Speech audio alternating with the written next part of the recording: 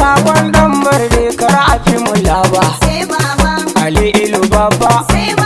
tafiyar masaru muke Ibrahim a bamu lamba sai a zuwa baba mu zaɓi bola don mulki ba jiki bane ba ba dan bane ake ba tafiyar da mulki kwalwa ce ba kiba bace ba ba za mu dogara ba kar a yaudare mu shi tsufa ba abun gudu ba kare na kurkura ba asuwati zan yi ko gobe ba za ni karkace ba ni ba gara ba ne ba katsina sai kwakware ɗan raɗa bai kwamushe bajet ba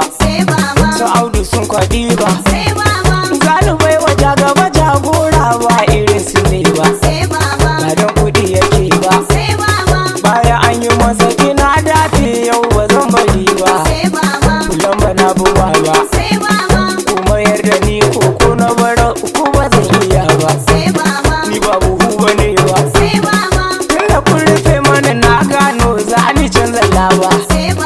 jagaban na saba tunda Ibrahim ya gaba sai na buba ba amma sha'awar da nake wallahi kishin talaka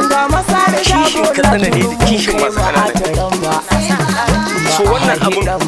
mu ɗauka cewa dukkan mu za mu yi kamar bauta ce zami amma wallahi za mu murna kuma za mu dariya kuma rayuwar za ta canza saboda yanzu wannan canjin da aka yi ya zube da dai aka ga 'yan bandit din sun tara kudin amma ba sai ɗaukar su zai su kai a canza musu wanda suka saci kudin manyan ƙasai bayan su ɗauka su je su kai saboda suna kaiwa EFC za ta kai so kun gani duk wannan zaluncin da wane ne Allah ya kawo mana ƙarshe an karya shi yanzu da ka samu wannan takurai da kuma ka kwana cewa kana tunanin yau in kai ta ba za ka dawo gida ba ko kuma za ka yi tafiya daga nan zuwa Rimi kila kana tunanin kada ɗauke ka